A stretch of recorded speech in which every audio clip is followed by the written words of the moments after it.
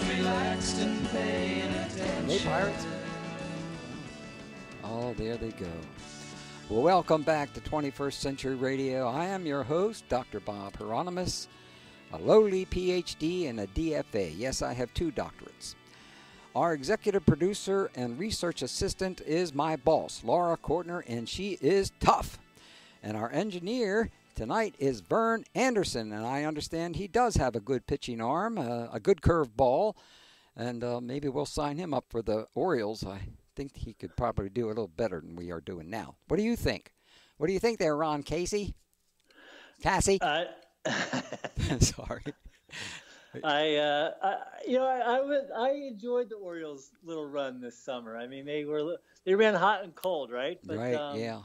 They showed some flashes, and it was fun, for some periods. I miss baseball quite a bit. So do I. I miss baseball quite a bit this summer. So did I, and it's my dad, stepfather actually, is one of the owners of the Orioles, and so we used to go an awful lot of time, and I really miss especially the evenings there. What a stadium that was. Did we call that a stadium or just a park? Yeah, Camden Yards, great ballpark.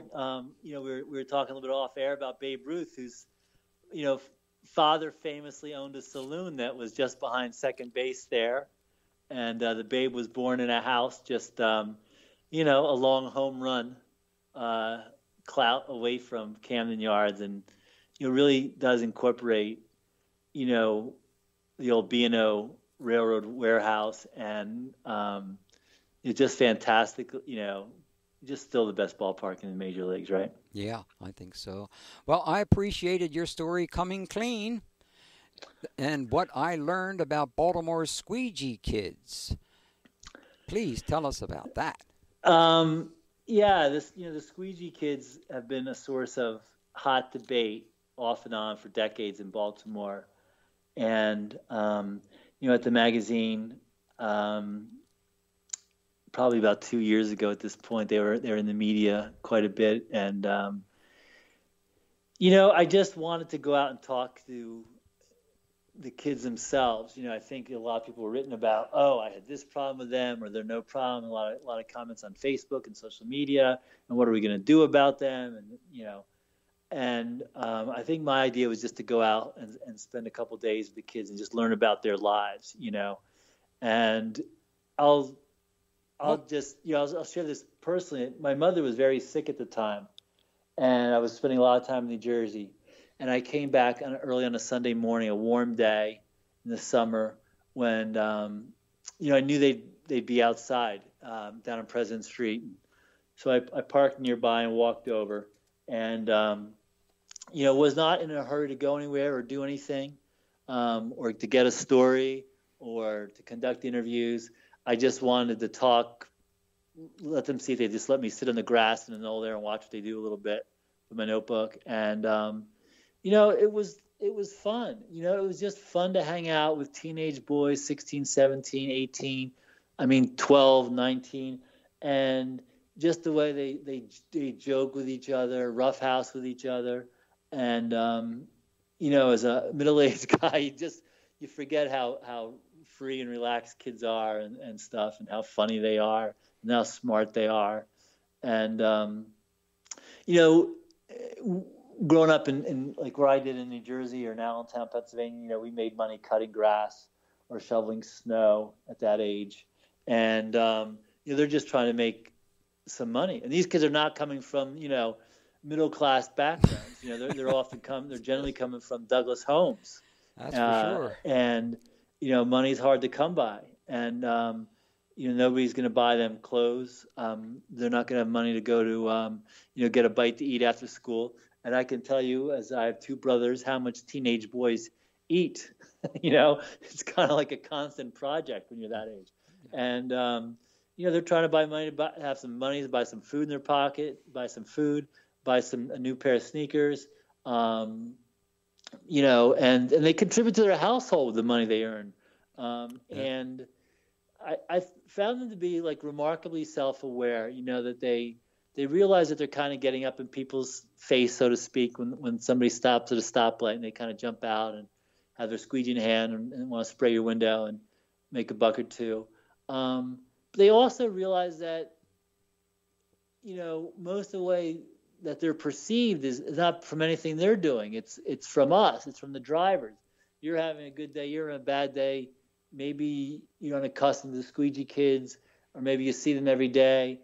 But it's not really about what they're doing. I mean, I personally drive like a pickup truck, and a white guy driving a pickup truck, I've never had a bad interaction. And a lot of people I talk to the same way. I think it's a lot about the vibe that we put out, the way they respond Of naturally. course. And I liked what one of the kids said. He said, "Look, we don't have lawns to mow. There are no lawns." I mean, because that's what I used to hear from people that were always, "Hey, look, why don't they go out and mow grass and do this and that?" But there's nothing there to do. What are you going to do? Mow your cement sidewalk? Keep in mind that these kids face a lot of discrimination. When they want to get a job at the mall or at a Amazon or washing dishes at one of the restaurants, and those jobs, pay nothing. By the time your transportation, if you got to take a bus or something to get to one of these jobs, by the time the taxes come out, you work in a minimum wage job, you're not really leaving with anything at the end of the day.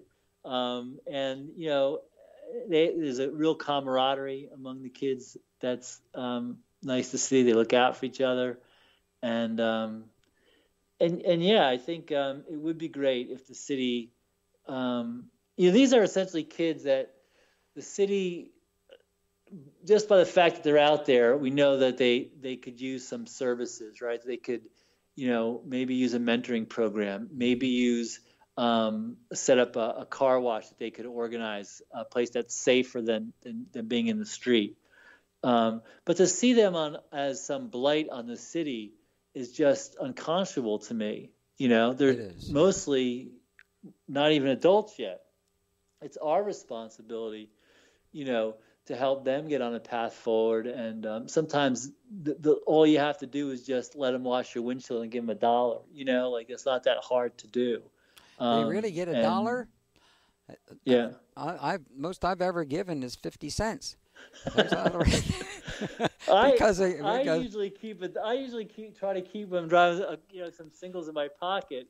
I think it's pretty. That's very. Like nice I said, of you. I went over. I spent another day over on Route 40, Martin Luther King Boulevard, with some kids there, and they all have dreams. A lot of them have a real entrepreneurial spirit.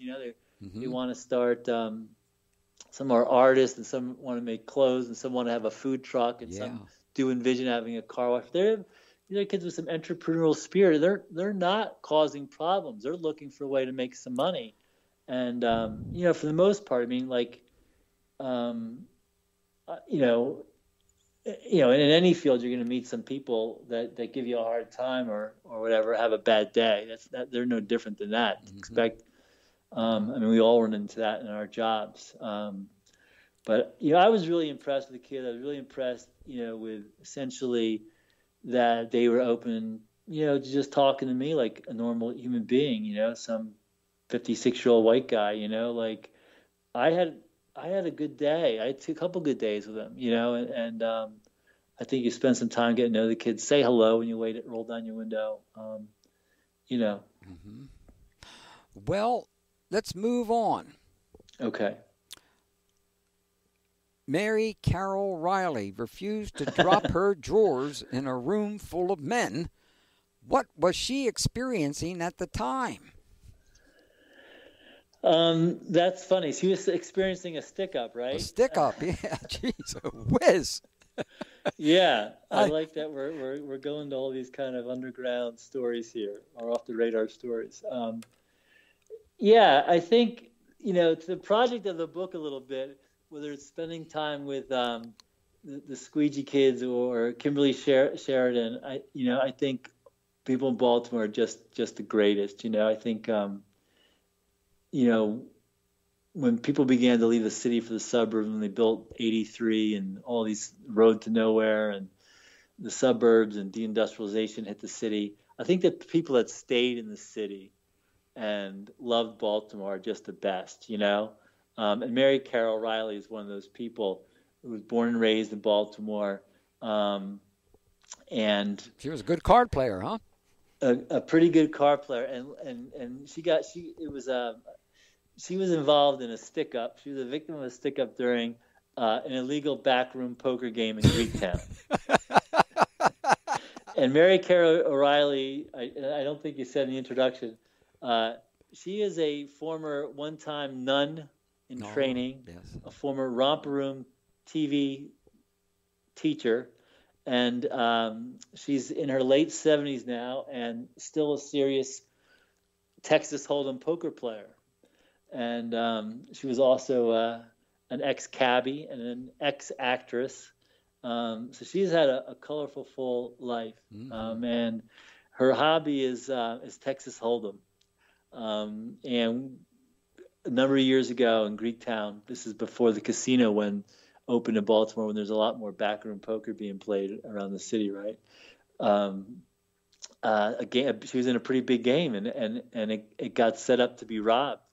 And the robbers, told everybody to, back away from the tables and to drop their drawers, essentially, to pull their pants down to their ankles while they stole all the money off the tables. And Mary Carol was like, "I'm not taking my pants down for anybody. They're gonna have to shoot me." And fortunately, they didn't. Fortunately, someone who was outside the room where they were playing saw the robbers come in and called the police, and eventually the police broke up the heist and recovered about $24,000. Yeah, that the I wonder Texas who Hold'em ended robbers up had with grabbed. that. I wonder who ended up with that $24,000. Sometimes the police in Baltimore might borrow some of those things on the way out, I'm not sure if the police returned the $24,000 they recovered back to all the players, right? Really? I'm not sure if you're gambling, if you're in a legal game, you get the money back and the police break it up. But she, Mary Carol Riley, has lived a zealot life. Gosh, yeah. What a wonderful character. Oh, now, in Pop Goes the, you introduce us to WHFS, an independent radio station that played some of my very favorites, including Brother Frank Zappa and Little Feat and the Rolling Stones, especially since I spent a little time with Little Feat and certainly some time with Zappa when I assisted him and the Mothers of Invention coming to town to do a light show at the concert at Johns Hopkins. Ron, tell us, who was Weasel of WHFS, also known as Jonathan Gilbert? Well, Weasel still is Weasel. He's still Jonathan Gilbert. He's still, a DJ at WTMD, which is associated with Towson University. And, thank God for that. As a little bit of backstory, Weasel started as a DJ at the legendary WHFS. The call letters stand for High Fidelity Stereo, a little 3,000-watt station then in Bethesda where he still lives, playing just, great music back in the day, like, as you mentioned, Little Feat, Stone, Zappa. And I discovered Weasel when I moved to Baltimore from Allentown in the mid-'80s. He was at the HFS, had moved to Annapolis at that point and was beaming their signal. They had a big signal, 50,000-watt signal into Baltimore. And that's when I discovered Weasel and WHFS, and really one of the reasons why I loved Baltimore so much, coming from Allentown, Pennsylvania. And so I've been probably trying to write or wanting to write about Weasel for, 35 years? It only took that long to get to the story. But he has a great way of, as a DJ, of putting records together, of telling a story, of making musical connections, thematic connections. That's just like one of a kind. I mean, I know people around the world follow Weasel, and he just has an encyclopedic knowledge of music, but he has a gift, just a tremendous ear for music, that he's able to put together shows that are just like anything else, I think. And he's passionate, he's engaging, he's witty. I mean, to me, meeting Weasel was akin to like, meeting the president of the United States, or name any famous Hollywood actor. I mean, he's just just a superstar to me. He's a really humble guy. He's not on Facebook, he's not on social media. He just loves music and has a gift to share. And there's people from TMD. He lives in Bethesda still and doesn't drive at all. So people from volunteers, who they refer to themselves as Weasel's Wagon Train, drive down to Bethesda, bring him up to the station to record his shows, then drive him back to Bethesda afterwards. Ooh, and I was a Weasel Wagon Train volunteer for this story.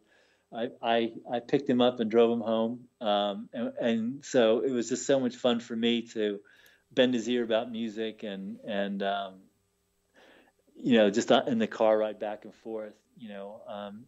He's just a maestro, and I think along with the other people in the book, the Ralph Browns and the Marvin Thorpes and the Kimberly Sheridans, it's his humanity, it's his empathy, it's his compassion, it's his humility, it's his genuine love for what he does that makes him special and makes what he does so special and unique that I find that moves me. But break time on 21st Century Radio. Ron, you ready to break? Sure thing. Okay, yep. And when we come back, I'm going to tell you the great secret of my mentor, Uncle Don Schaefer, as of what he told me I had to do to become successful.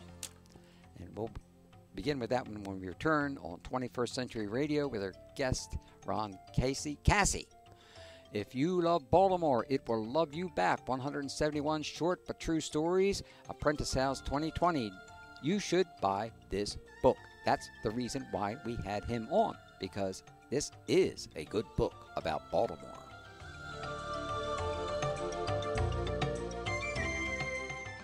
Hello, everybody. This is Graham Nash. Right now, you're listening to 21st Century Radio with my friend, Dr. Bob Hieronimus. We need people that are putting the truth in front of our faces. We need leaders. We need great voices on the radio. Dr. Bob is one of them. Yep, I'm just one of them. Thank you. Well, gosh, I haven't heard him for a while. He's probably twisting the night away himself. Welcome back to 21st Century Radio with our guest, Ron Cassie. If you love Baltimore, it will love you back. Obviously, we want you to buy this book. Actually, we would like you to buy a couple copies of this book. That's what we really want to do. And I'll tell you what, if you buy a copy of this book, you can have a copy of any book that I've written or any book that we've had. We've been on the air almost 40 years now. Thousands of books we have to give away, and you can take your choice of any of those books or videos or whatever. Yeah, just send us a receipt. That'll prove it. Now, in my introduction tonight, I mentioned that I would tell you the best advice I received from one of my mentors, Uncle Don Schaefer. After working with him or for him on several commissions and watching how he did business, that was kind of interesting. Had strange language, I'll tell you that. I asked, excuse me, I was a little bit shocked when I first attended those meetings there in the back rooms. I asked Mayor Schaefer for the secret to his success. And I was surprised to hear the mayor's answer. He said, "Surround yourself with intelligent women."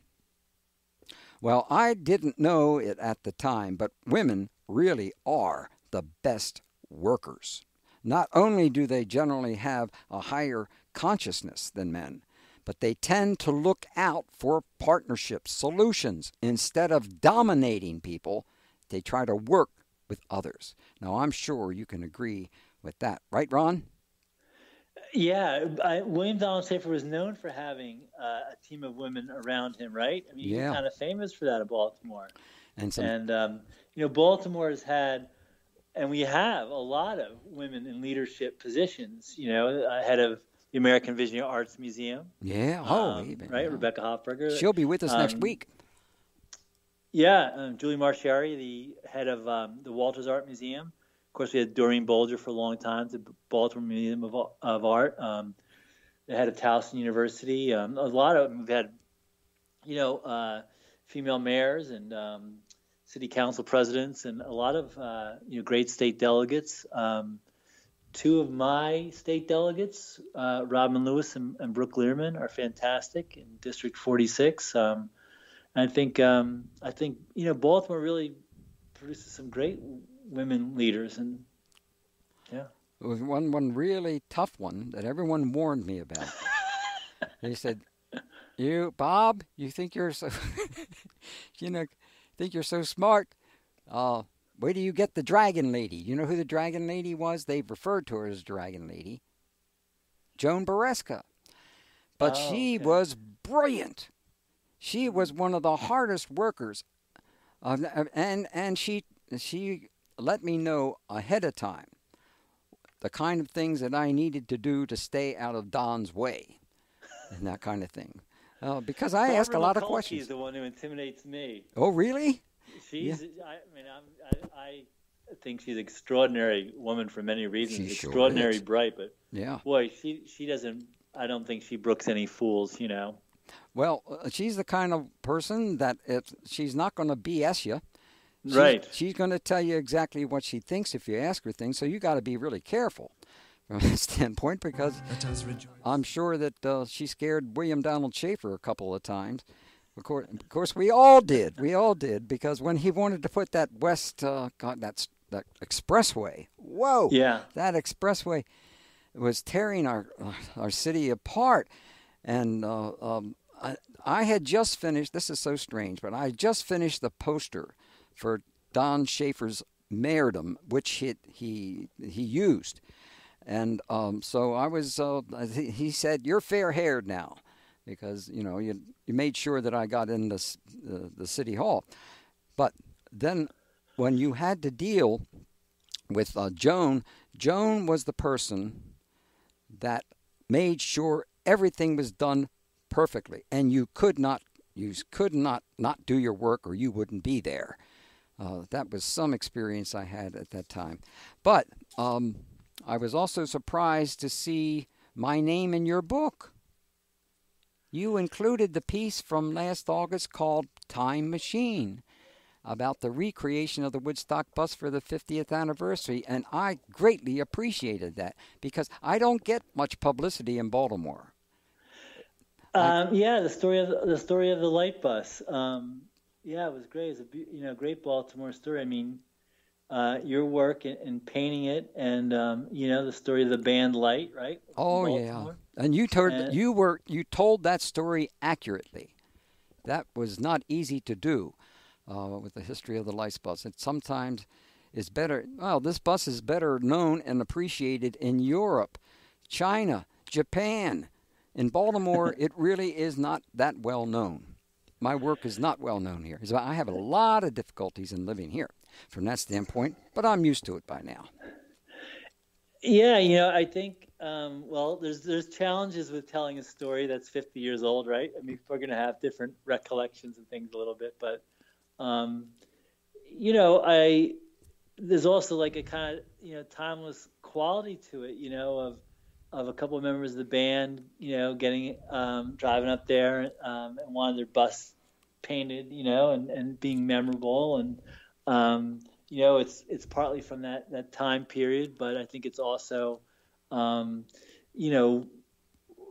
feeling of young people and wanting peace and being idealistic. And I still consider myself idealistic, but the spirit of Woodstock and the bus, I think still resonates with people, Oh, it certainly does. And at the 50th, there were about,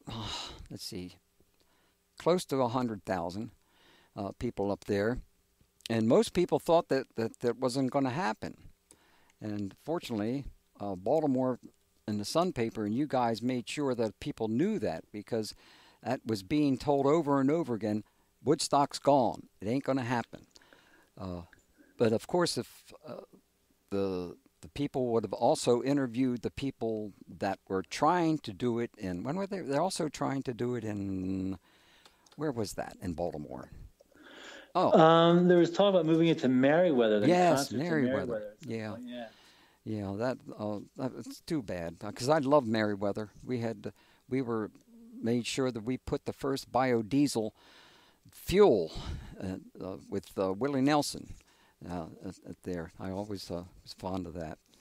In fact, I want to update you with what we are introducing to this guy who actually paid me to do the bus, Bob Grimm, which you wrote accurately about.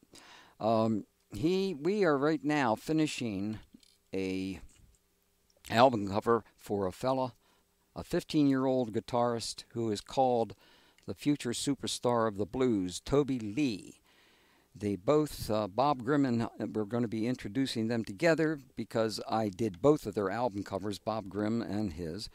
And we were not allowed to show the cover design for Toby Lee yet, and so we're waiting for that to happen because it has been approved. So I have used elements from the bus on the album cover because this 14-year-old guy who has over 350 million views on social media, which is kind of large from that standpoint, who's also at the age of 13, he was named actually the Blues Artist of the Year. Well, that was in 2018. Extraordinary, just extraordinary. Wow. And he knows all the meaning of the bus and its story, and he wants his people to know and get more involved with this consciousness because it's kind of basic. Helping others is certainly a key to peace and love in the future. And that's the kind of thing that I love about especially some of the younger kids that we're beginning to work with from that standpoint. Unfortunately, some of our older guys kind of faded out there in the end. It's too bad. Well, it is interesting in Baltimore that I think when you do inevitably when you do lend a hand or ask somebody if they need help or something like that, it's always worthwhile. You always learn so much from the experience, and I'm really fortunate that my job gives me an excuse to go to places that maybe I normally wouldn't go, or gives me a reason to go to places that I normally wouldn't go and meet people. It's one of the things that I've taught at Towson University for a number of semesters, and one of the things I really enjoy. I mean, the biggest thing I enjoy is meeting young people, 18, 19, 20, 21 years old in class, and learning about them. And they're so bright, so curious. Have great story ideas in our feature writing classes, and I get way more out of the experience, I'm sure, than they get out being in the class with me. But well, I don't. Yeah, I think every, sometimes you hear stories about how bad kids are today and things like that. But if you teach, or if you go to Baltimore City schools and you meet great teachers and social workers and kids and students and principals, it's actually really encouraging. Mm-hmm. Well, I used to teach. My favorite being a teacher was I wanted to teach children. They wanted me to teach high school. I didn't want to teach high school. And that's one of the reasons why I ended up not teaching in Baltimore, because of the kind of things that they had. If you're teaching art in Baltimore, you're given, so it's miserable. It's a half hour. And it's a half hour to get the crayons and the other colors out, and then actually they only work for 10 minutes or 20 minutes. And that's their view of what art is about. And needless to say, I refused to do that. I refused to teach that because when I brought in my artwork, when you bring your artwork to show to children, that really is an exciting time for them because they can critique you, and they love to do that, and it's a really good experience, kind of thing. But so I was never allowed to continue going on to. You know, I'm friends on Facebook with my high school art teacher. Yeah, and it was terrific. And I think one of my favorite days in Baltimore, I've done it a couple times. I think I wrote about it maybe once or twice, is there's a day at the Baltimore Museum of Art, at least they used to have this day, where they would, a couple days where they would put up in a room all the kids' artwork from the city schools. It was curated by art teachers in the Baltimore City Public Schools, but they would put up the best artwork from kindergarten all the way to high school. Mm-hmm. And undoubtedly, it would be like some first or second graders' art that would knock your socks off, undoubtedly.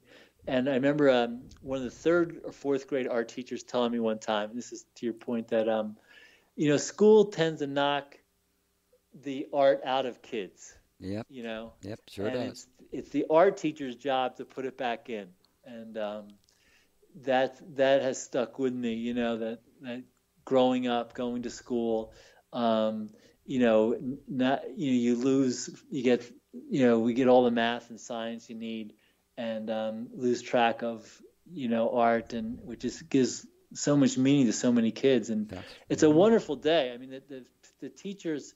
I hope the Baltimore Museum of Art still does it. The teachers are there, the parents are there, the students come in, they see their work installed at the Baltimore Museum of Art, right where Picasso is, and fantastic. Monet and everybody. It's a fantastic.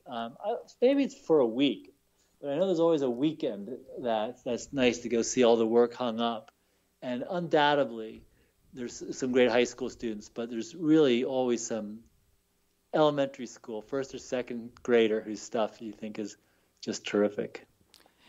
Oh, pure. We got to take a break. Is that right? We got to take our last break at 21st Century Radio. Rats. Oh, God, too bad. I had other things I wanted to talk about. But we will. We will when we come back with Ron Cassie. He promised he's going to stay around with us for a while here. And the book, of course, is If You Love Baltimore, It Will Love You Back. 171 great pages. No, stories. 3,000 pages. Etc., etc., etc. I'm enjoying myself too much tonight. Okay, we'll be back with you in a couple of minutes. Get it.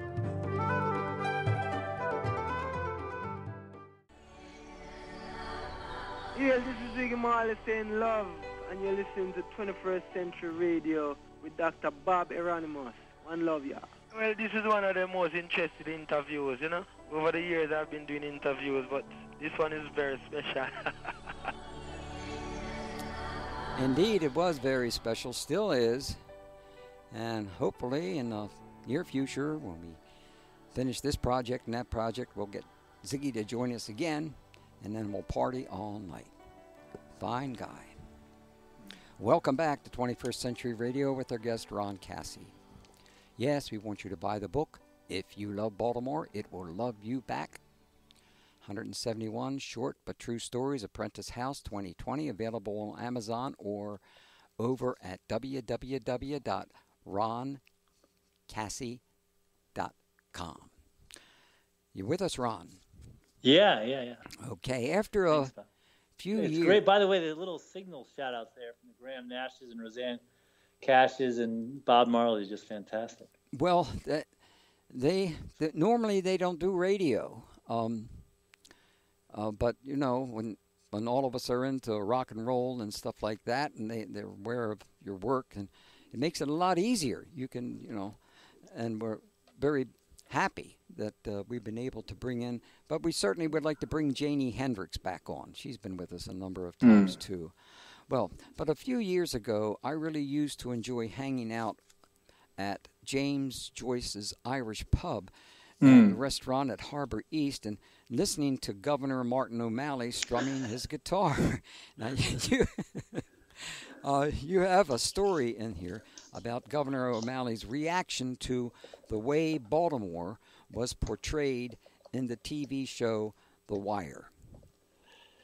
Yeah, I think people know maybe that Governor O'Malley was not the biggest fan of the Wire, right? That he got his back up a little bit with David Simon. He didn't think it portrayed the city in a positive light. Certainly not the way he wanted to cast the city.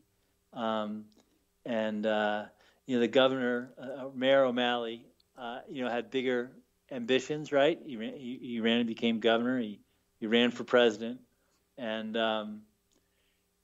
he's a good guitar player. His band is good. OMalley's March, if you get a chance to see him. Oh yeah, are they still playing together? Or I think from time to time, and maybe they actually played an outdoor concert in Patterson Park a couple years ago.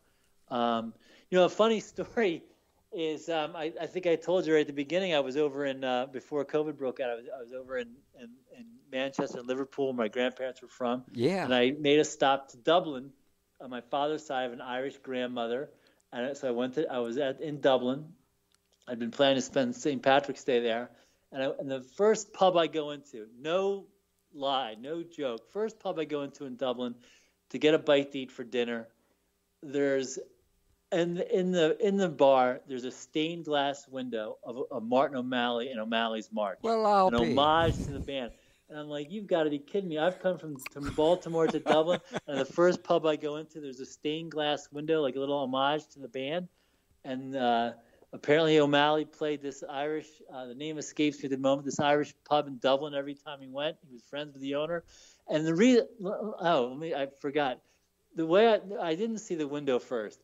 I went to the bar, Bob, and you'll appreciate this. I had an Orioles hat on. Good going, yeah. Rainy in Dublin, right? I have an Orioles cap on. Yeah. I go into the pub in Dublin to get a bite to eat. And the bartender says to me, "Are you from Baltimore?" In the Irish accent. I'm like, well, how does he know Baltimore? Yeah. And he recognized the little Orioles cartoon bird on my cap, and he says, "Yeah, I'm from Baltimore." He goes, your mayor plays here sometimes. I'm like, what?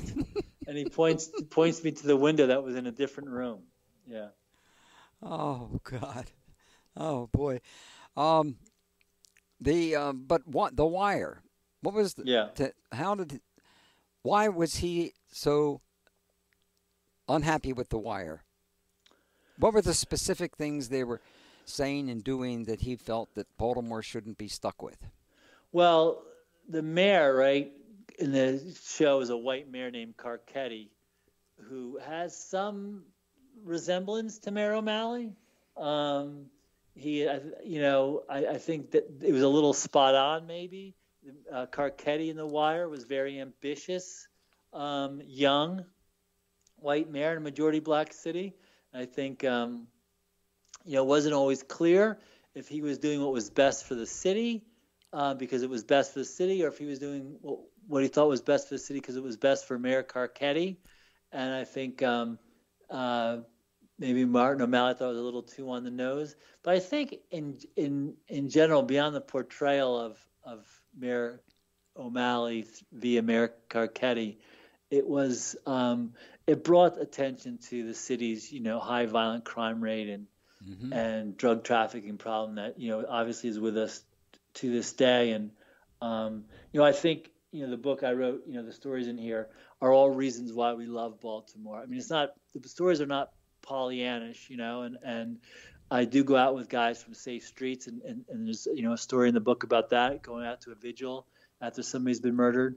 There's a story about James Reed who created the Billie Holiday statue in West Baltimore, and which is exactly where Freddie Gray was arrested and where he suffered mortal wounds in the back, mortal injuries in the back of a police transport van.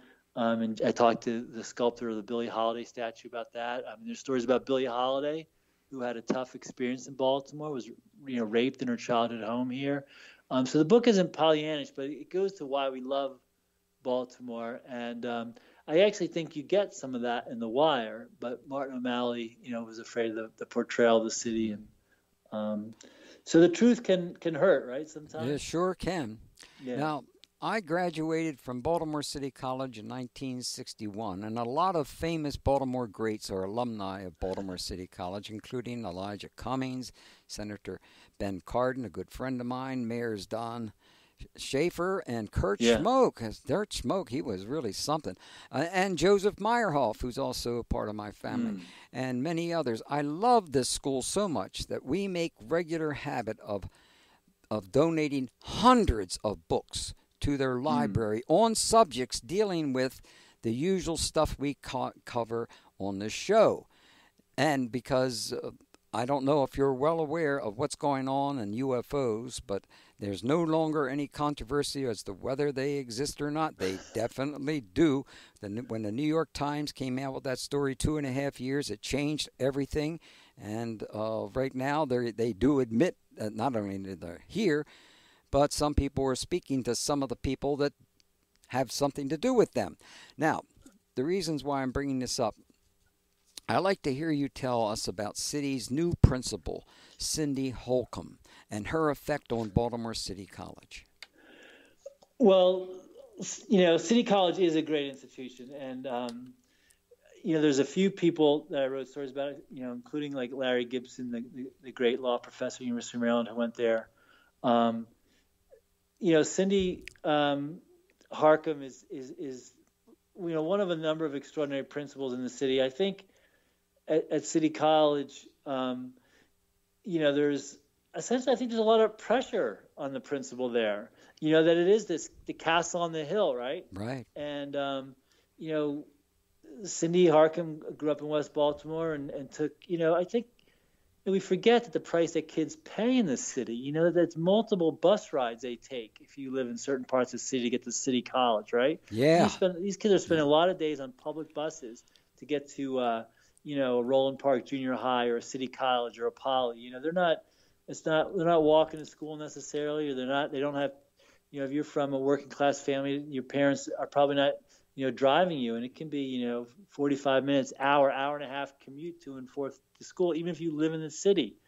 And, I think she's raising the standards there. I think she cares a great deal about the students at City College. I mean, I know she does.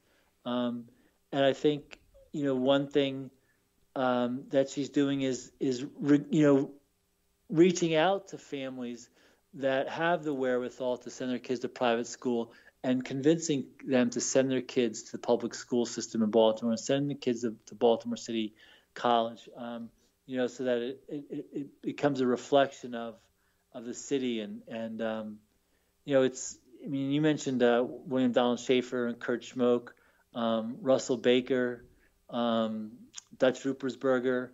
In Baltimore, it's really important where you go to high school, right? People ask you that, where you went to high school in Baltimore.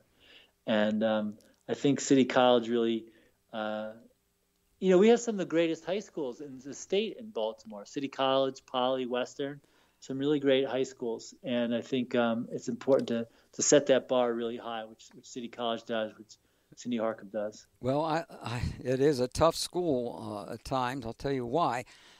I have great respect for the Judaic tradition. And the students at City College at that time, there was a good 30-40% of them were Jewish.